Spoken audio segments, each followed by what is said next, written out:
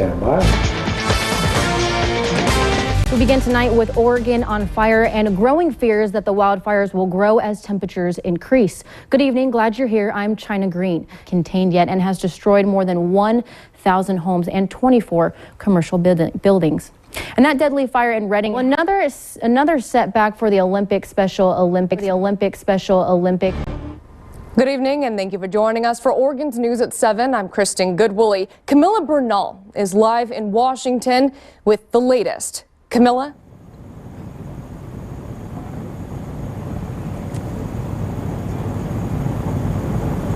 Madison?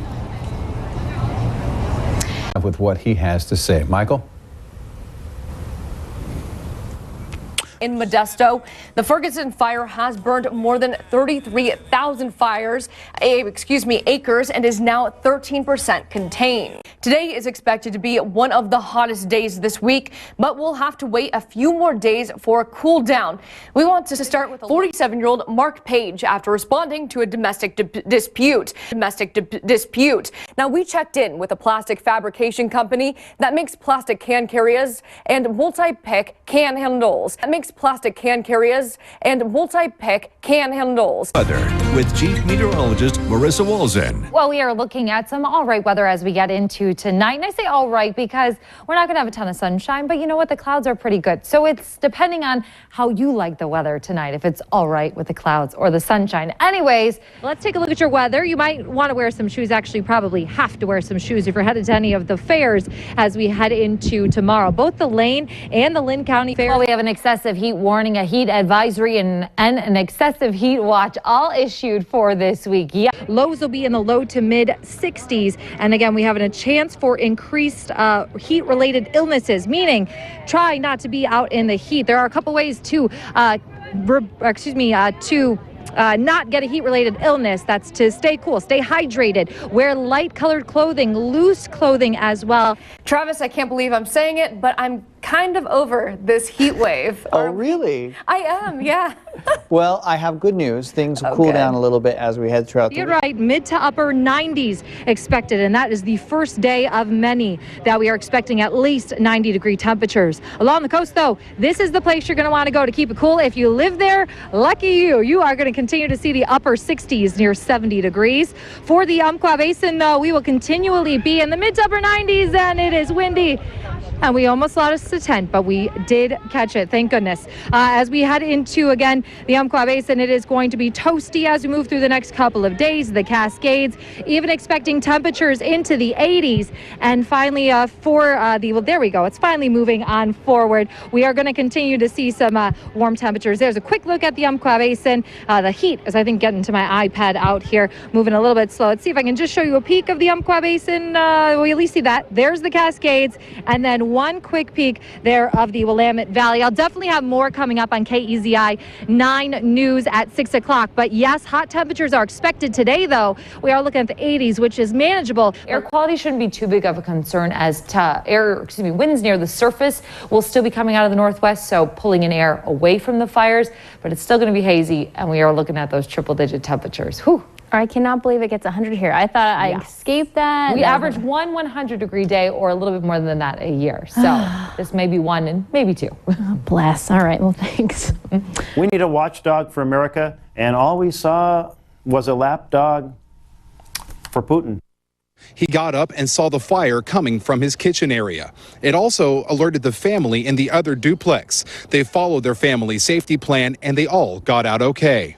The production that comes off of the solar arrays that we have here on the building are going to reduce our power bills by an estimated $5,000 a year, every year. And for us, that translates into about 100 spays and neuters for cats in this community. The burned portion of the home is a complete loss. The other half does have some smoke damage. 2 vehicles were also severely damaged because of this fire. Fire officials say it's because of incidents like this one that show just how important it is to have new working smoke detectors in your home. I always wonder about things like this, sort of like when Prince died and music came out. I was like, is that music or work that they would want to be released? And that's why when they were alive, it wasn't released. So I just feel kind of like weird is true. about those kind of things, you know?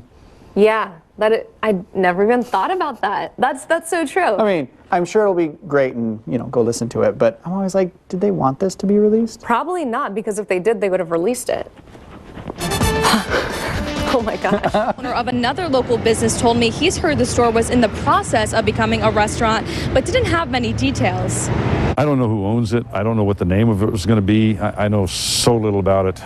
I just couldn't tell you. It'll be interesting to find out what, like, the authorities decide it is. Investigators say the cause of the fire is still under investigation. On another note, police say a racial slur was found on the back of this building, but they are not sure whether or not that racial slur has any connection to the fire. For now, reporting live in Junction City, Madison Glassman, KEZI 9 News. All right, thank you very much, Madison. A Myrtle Creek family is without a home after a fire last month. Kendra Jones, her children Justice and Susie May, and her boyfriend were house sitting for her boyfriend's family on June 29th.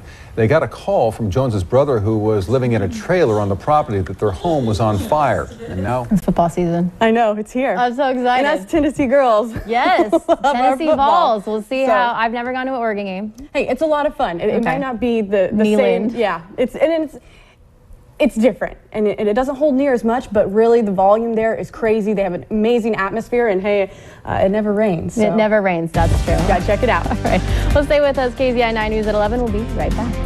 How unfortunate. And if you're interested, you can apply through email at alba@openjob.it.